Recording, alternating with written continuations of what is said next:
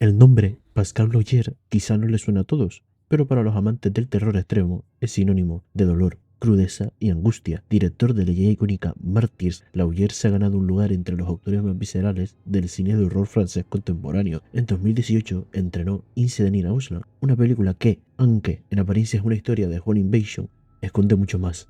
Aquí el verdadero enemigo no es solo el agresor externo, sino un trauma que deja y que se apodera de la mente. Una mente que se refugia donde puede, en la ficción, en la imaginación, en una realidad alterna. Este tipo de terror profundamente psicológico ha ido ganando terreno frente al susto fácil.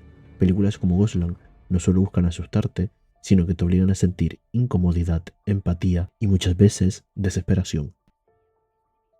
ADVRTNCIA. Cette vidéo contienne spoiler de Ghostland. Si quiere vers la película, te recomiendo no continuar. Viendo esta vidéo. El cine de terror ha abordado el trauma de muchas formas, pero pocas tan brutales y simbólicamente complejas como Incident in Ghostland, dirigida por Pascal Laugier. Esta cinta no solo perturba por su violencia gráfica o su atmósfera malsana, sino por la forma en que representa el dolor psicológico más devastador, aquel que obliga a la mente a crear mundos falsos para sobrevivir. A lo largo de este vídeo exploraremos cómo el personaje de Beth construye una realidad alternativa como mecanismo de defensa frente al horror, y cómo la película utiliza esta estructura para implicar emocionalmente al espectador, envolviéndolo en una mentira hermosa y dolorosa. Pero primero contextualicemos el film. Pascal Laugier no es un director cualquiera. Su anterior película Martyrs de 2008 ya anticipaba muchas de las obsesiones temáticas que reaparecen en Ghostland: el cuerpo como campo de batalla, la tortura como catalizador espiritual o psicológico y la disociación mental como único escape posible. En Ghostland, Laugier abandona la crudeza teológica de Martyrs para abrazar una estética más gótica, así como un cuento de hadas retorcido. Pero el núcleo sigue siendo el mismo: la pregunta por los límites del sufrimiento humano y lo que ocurre cuando esos límites se sobrepasan. La película comienza con un clásico del género: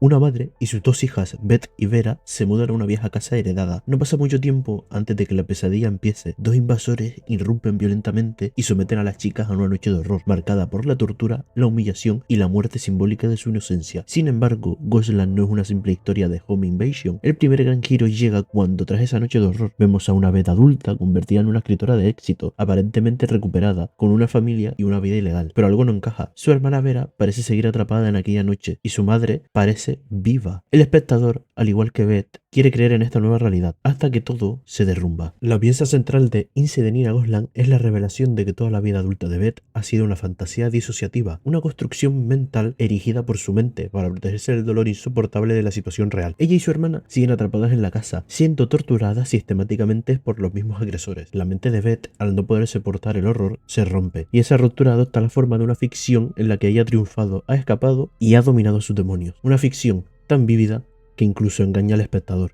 Este mecanismo es coherente con lo que en psicología clínica se conoce como trastorno disociativo, una respuesta extrema al trauma, especialmente en casos de abuso prolongado, donde la víctima fragmenta su conciencia para alejarse de la experiencia real. El yo se divide, uno sufre, el otro observa desde lejos o se refugia en una ilusión. Beth, escritora desde joven, recurre a lo mejor que sabe hacer: narrarse una historia alternativa. En ella, su madre sigue viva. Vera está loca pero no atrapada, y ella es una mujer adulta e independiente. Cada elemento de esa ficción tiene un anclaje simbólico. La madre viva representa la protección perdida, la mansión victoriana el control y la elegancia que ha perdido. La carrera de escritora, el dominio de su narrativa. Todo es una metáfora de su deseo de control frente al caos absoluto. El momento en que Beth empieza a notar que algo no encaja, objetos que cambian, frases que no tienen sentido, recuerdos que se confunden, es cuando su mente empieza a colapsar. Su mundo ficticio empieza a resquebrajarse y la verdadera realidad se filtra a través de los bordes. El plot twist, o más apropiadamente plot twist como un giro que la golpea como un arado emocional, llega cuando Beth despierta a una adolescente atada junto a su hermana, prisionera de los monstruos. Su mente había huido, pero su cuerpo nunca llegó a escapar. El golpe no solo es devastador para el personaje, sino para el espectador, que ha sido víctima de la misma disociación. El cine, igual que la mente de Beth, nos hizo creer que todo iba bien. Es aquí donde Laugier demuestra su maestría. No solo muestra la disociación, sino lo que hace sentir. A partir de ese punto, la película se convierte en una lucha por sobrevivir, no solo físicamente, sino psicológicamente. Vera, que nunca se desconectó del horror, se convierte en la guía de Beth hacia la realidad. Es interesante cómo Laugier invierte los roles clásicos. La loca es la más cuerda, mientras que la más exitosa es quien vive en una mentira. La casa, con sus muñecas, pasillos estrechos y sonidos guturales, se convierte en una extensión del trauma. No hay escape, porque el enemigo no es solo físico, está dentro. Cada intento de huida externa fracasa, hasta que Beth decide enfrentarse a su propia mente y volver a la realidad. Solo así es cuando podrá empezar a luchar. Al final de la película, cuando las hermanas son rescatadas, Beth vuelve a escribir.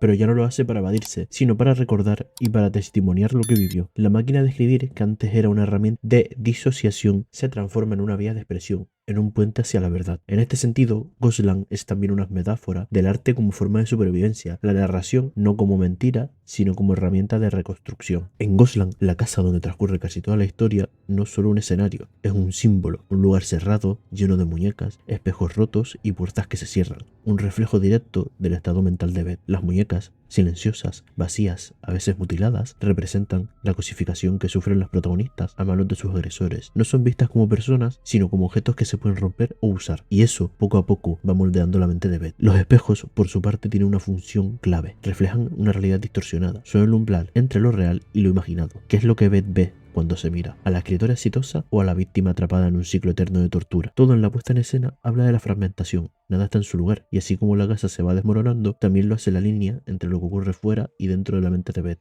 Aunque Ghostland tiene una identidad muy marcada, no está sola en su tratamiento del trauma. En The Babadook, por ejemplo, la criatura del cuento simboliza el dolor no resuelto por la pérdida de un ser querido. En Hereditary, el duelo se convierte en una maldición familiar. Y en Possum, un títere deformado encarna los recuerdos reprimidos de una infancia arrasada. Pero en Ghostland, el mecanismo de defensa es más radical. La protagonista directamente inventa una vida alterna para no vivir en la realidad, una forma de negación tan intensa que reescribe el presente. Es una decisión narrativa valiente y brutal que nos enfrenta a una pregunta incómoda: ¿hasta qué punto la mente humana puede mentirse para sobrevivir? Al estrenarse, Incident in a Ghostland dividió profundamente al público. Algunos la consideraron una obra maestra del nuevo terror francés, otros una película gratuita y sádica que no aportaba nada más allá del sufrimiento.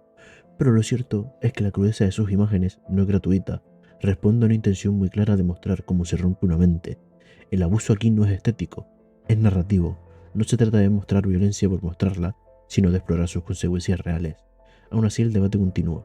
¿Hasta qué punto el cine debería mostrar lo inimaginable? ¿Y hasta qué punto necesitamos verlo para entender lo que muchas víctimas nunca pueden contar? Incident in a Ghostland no es solo una película de terror, una exploración salvaje del poder de la mente humana para protegerse, incluso a costa de la realidad. Beth no escribe solo para contar historias, escribe para vivir en una que pueda soportar. La ficción se convierte en un escudo, y eso es algo que todos, en algún grado, podemos entender. A veces mentirnos es la única forma de seguir adelante. Este es el verdadero corazón del cine de Laugier, obligarnos a mirar lo que no queremos ver y preguntarnos después si lo que vimos era real o no.